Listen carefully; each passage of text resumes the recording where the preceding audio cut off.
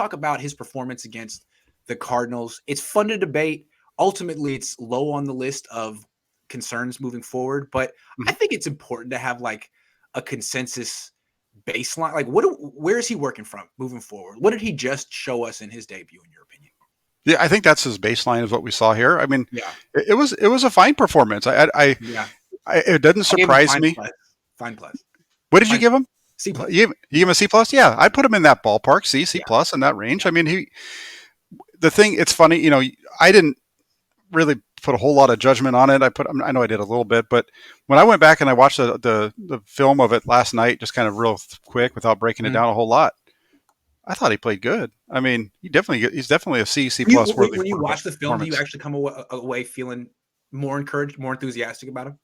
I've come away feeling I like, haven't seen the coach's film yet. yeah, no, my takeaway was that, there were balls when you're watching it on the TV and you're like, what the heck's he doing? And then you see where, the guy's just not open. And so maybe you give him the benefit of the doubt and say he's throwing it away instead of trying to stick it in there. You Okay. know, there were a couple misses, but really I didn't come away from that and saying, wow, why didn't he throw it here other than maybe one Interesting. or two times? Interesting. Because we saw that like a lot against the Seahawks. Yeah, early A on in lot. that Seahawks Yeah. game. Mm-hmm. It was hard to watch. I mean, it was like, well, he didn't practice and let's give him a chance. So he actually, you could tell that he had benefited from the week of practice and the game plan and the preparation. Yeah, it looked like it to me. I mean, the first pass that he threw was a nice ball out there to Huschek. I thought even the interception, everything up It was the that was right a read. yeah, I thought it was a Yeah. perfect play until he threw the Yeah. ball. I mean, as far as where the ball went, right? The thing about Lance, what I've seen is, I don't know if he'll ever get past this. What you're gonna have to live with him is 2 to 3 sailed passes a game. It's just gonna be that way. Yeah, So I don't know if I don't know if he's gonna be worth the second contract, but if he is your starter, that's part of what you deal with. yeah. He needs to get his arm up more, and that's going What to do you help. mean? What do you mean? Well, when you watch him throw, especially that one that he threw an interception from, the ball's his hands almost at his shoulder. It's not even up. He just kind of whips it out there, and he does that quite a bit. I'm not going to say that's why he had the passes batted down. That's, I think, a little bit of a different story. But I think that's part of what leads to. And I think Shanahan might have mentioned this yesterday. I have to go back and look, but he's just not consistent in his throwing motion. No. And I think it's so learned and trained from the pocket. And he does, when you see him on Instagram, you see him in practice, he's over the top, very much over the top. But, and that's a good way to not throw high. If you can get on top and get your release point out in front, you won't sail it high. But as soon as you dip your elbow, get a little bit of a push and the ball can kind of sail up and out, right? I mean, if you play baseball, yeah. Yeah, that's exactly what's happening. He's getting his elbow down, and you're seeing the ball start to sail on him, and that's something that there's nothing that I've seen the 49ers do with him at training camp or in practice to work on that. There's plenty of drills that you can run with these guys to force them to get their arms up, but they don't do it for whatever reason. They have goalposts out there. No, they do more important drills. That one where they hold the ball for 8 seconds and shuffle around left, right. Dude, no offense to Rich Scangarello, but look, man, the Niners should have.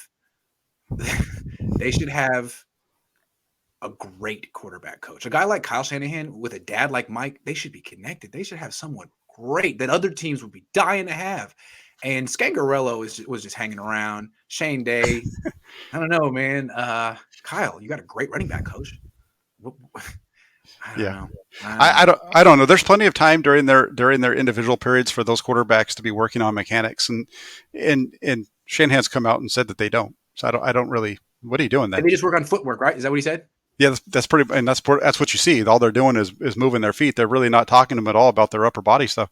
They've got goalposts out there. What they should be doing is at some point every day they should have these guys lined up 10 yards apart, dropping back, throwing the ball over the top of that goalpost to get them to get their arms up.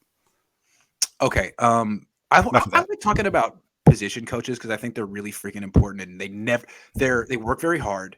They're extremely important, and they get no press. No one talks about them. They're not celebrities. They're just hardworking guys who work 7 to 9, 7 days a week. So, okay, in 1981, the 49ers hire a quarterback. Oh, never mind. In 1986, the 49ers hire a quarterbacks coach. He's there until 1988 in that position until he gets promoted. He is the quarterbacks coach from 86 to 91. Who was it? Yeah, Mike Holmgren. Yeah, Mike freaking Holmgren. Mm-hmm. That's who Bill Walsh had for 5 years, 5 of their best years. I know it was Seifert at one point too, but Mike Holmgren. That's who he had. And I'm who was it before him? I'm sure it was probably Steve Weish. Sam Weish was Sam there Weish, at some point early on too. Yeah. Mm-hmm. Yeah. Really important. And when you wonder why Bill Walsh was great, no one really talks about how great his assistant coaching staff was. Oh yeah, no, that's 100%. He also had Ray Rhodes and all kinds of guys on that staff. Yeah, George Seifert was great. Pete Carroll comes from his tree. Mm-hmm. He was great. Yeah. So Kyle, great play caller, but there's all the things you can point to. Like, doesn't have that top level assistant coaching staff that even Harbaugh had. Right, and the thing is, Chris wasn't the greatest quarterback coach, not the greatest. No. But you look at the staff. All these guys that were hired recently around the league, and they're all talking about how that's coming from the Kyle Shanahan tree. That's wrong. That's from his dad's tree. Those are all guys that his dad hired that he just happened to work with after his. Thank you. Yeah. Those aren't guys that he hired. Those are guys that he worked with. His dad hired. He just kind of kept them around. Yeah, he called his dad. He's like, "Hey, Dad, I'm about to be a head coach. Do you know any assistant coaches that are aren't doing it? Yeah, absolutely. You can have all the ones that And for the most part, they're guys that went with Sean McVay. Sean McVay stayed behind. He stayed in Washington. He did his own thing. He got hired to be a head coach, and he's better than Kyle Shanahan. Sean McVay's a hell of a coach. Sean McVay, and there's you go back to 2017. Sean McVay got hired first in that coaching cycle, and people were like, "Wow, he must have interviewed well. He's 30 or whatever." Like, well, I had no idea. And Kyle was the last guy who got hired, and I think he interviewed with the Broncos, who must have known him since he was like an infant.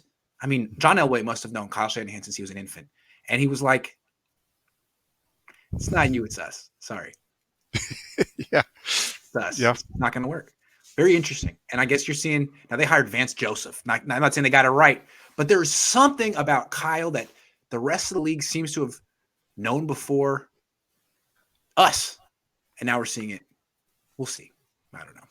We'll see. I don't know. I've never been a big Kyle Shanahan believer from the beginning. So you know who is a big Kyle Shanahan believer though? Who's that? Kyle Shanahan. Yeah, that's right. So right? We don't have to worry about that. At least he believes in himself. That's good.